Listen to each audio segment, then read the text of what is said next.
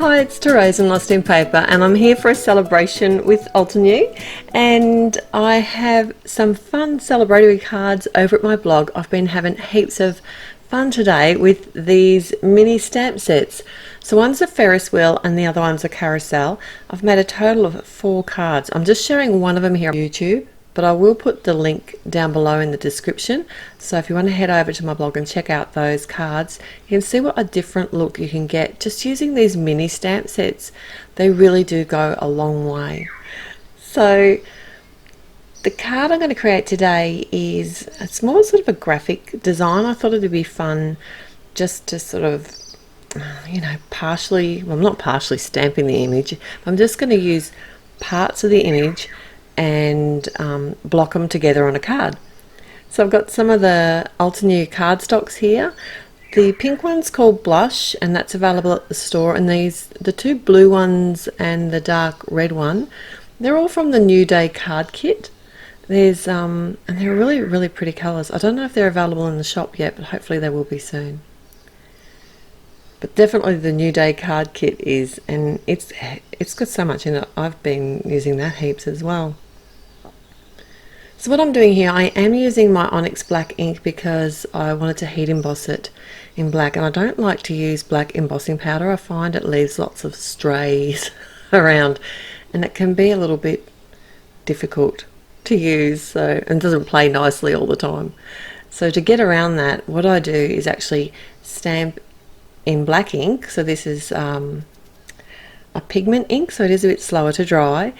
Add some clear embossing powder and then hit it with my heat tool, so it gives the look of a black embossed image. It's like cheating, but not really, not much. To create my squares, I'm using my Fiskars, and I'm using the lines on my Fiskar. I haven't bothered, I didn't want to have to measure them all out by hand or anything. So each time I'm cutting these images, I'm cutting them in different areas around the images as well. I'm not really sure which pieces I'm going to use yet, so I just cut them down, and I'm using the same guide or the same width of the line on the trimmer each time. So every time I measure it out, I know it's going to be exactly the same size as I cut them down. It just saves heaps of measuring, and it gives me nice square images. I know that I want to mix up the colours and the images over the front of my card, but I'm not really sure how yet, so I'm kind of just cutting them all out differently. So once I've got all those cut down, the next thing I do is I actually just lay them all out on my card front and move them around until I'm happy with the way that they're looking. And I decided to stamp my sentiment up along the side of the images. I haven't stuck these down yet, because if I didn't stamp properly, then I could always start again. That was my figuring. And I was too lazy to actually mark it out or get the MISTI out or stamp position it. I just eyeballed it, and it seemed to work okay.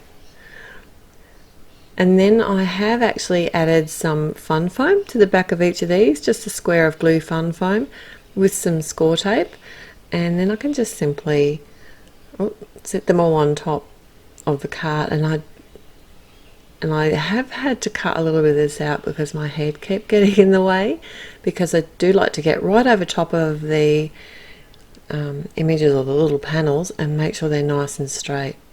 So it does take me a little while and a little bit of fiddling around just to make sure that I'm happy with all of these. And what I do is I don't actually put pressure on my stamps on my little panels until I'm sort of happy with the placement, and I know that they're kind of where I want them to be and that they're nice and straight. And then I'm looking at this after I'd finished sticking them all down. I looked at it and I'm thinking it didn't look right. Like, I had the 2 pinks and then the 2 blues. It was just too uniform. It was just 2. So what I decided to do was actually swap around the maroon and the pink one, the blush pink, and I think the colours looked better that way. And I didn't rip the paper or bend the paper. I just took my time, And if you kind of, when you're removing things, take them off on an angle or sort of twist them slightly, and that helps. I've done it before. So that's my finished card for today. Happy celebrations, Altenew, and head over to my blog for some more cards using these fab stamps. Till next time, happy paper crafting. Bye.